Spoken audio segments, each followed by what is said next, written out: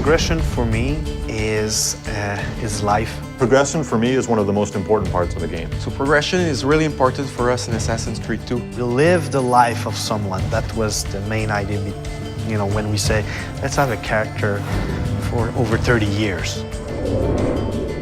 We really want the player to feel the same emotion that the character has throughout his quest to avenge his family. Father!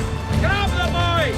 I'll kill you for what you've done! Our game begins in 1476 and it ends in 1503. So it's a considerable span of years for a video game. It's the height of the Italian Renaissance. This is when the most beautiful paintings, the greatest sculptures, the most wonderful architecture are all being built and created.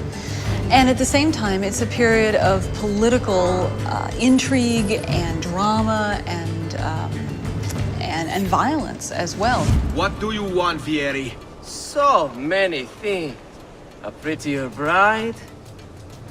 Oh, and yes, your life. There was a lot of really sparks of energy and interesting ideas that happened during that period. We also want our character to go through a change. I think the mission structure is completely compatible to the time span that we want to cover, in the sense that it allows us to have some flexibility and really focus on the most poignant events that happen in history and in Ezio's life throughout his progression. Throughout the game, he's going to encounter people. I was hoping you could help me with something. He will have friends that will teach him abilities.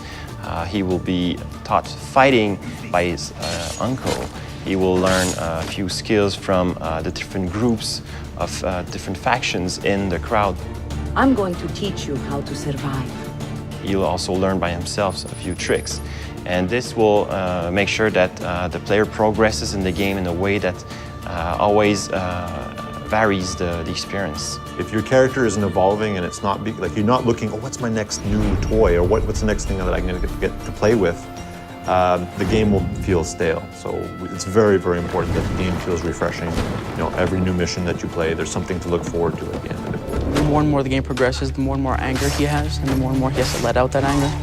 So the moves just keep coming and coming and coming on what he can do with the different weapons that he has. You start with just basic sword attacks and the ability to defend yourself.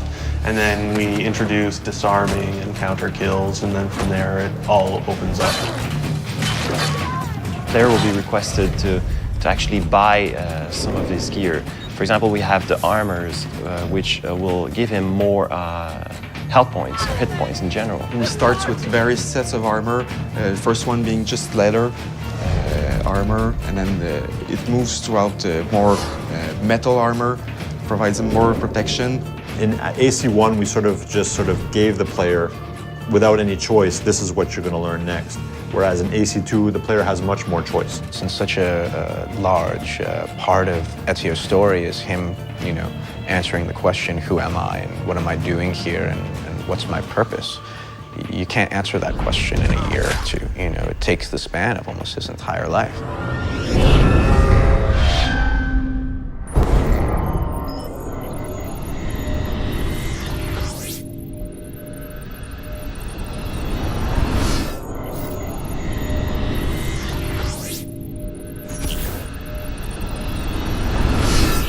Somewhere on a rooftop, there's a hero in a hood. Fear him not, lest you who have sinned, for his cause is good.